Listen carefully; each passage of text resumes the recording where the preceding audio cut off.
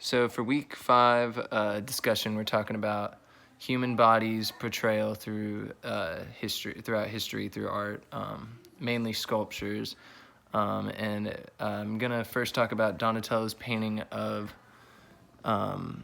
David, from David versus Goliath, from Greek mythology, which was painted in 1925. And as you can see, he's depicted very feminine, but also clad as a warrior with his sword in his hand sticking into Goliath's head, which he is standing on.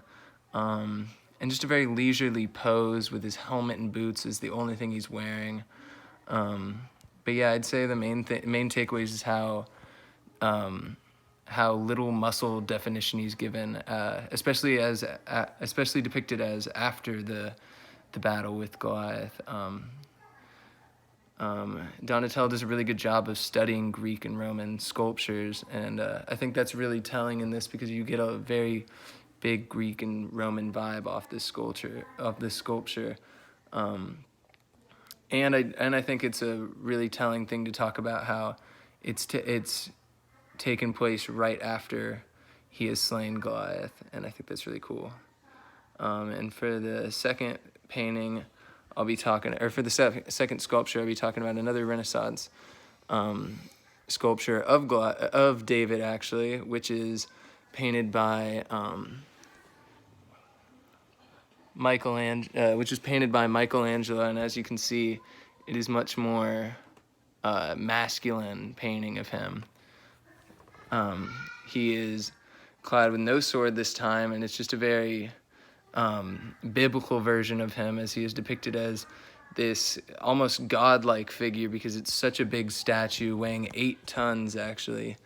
And as you can see, it has a lot of differences because they take the biblical side of it instead of the Greek side. You could see a lot of details of Greek in Donatello's version of it 70 years earlier, where he's got longer hair, clad with armor, revealing to Greek times. But in this, it is a completely naked version of David, much more definition in him with a much more masculine tone to the whole thing. I like that it's also done with marble, so it's a lot lighter tone to him, and he just looks almost godlike after his defeat of Goliath.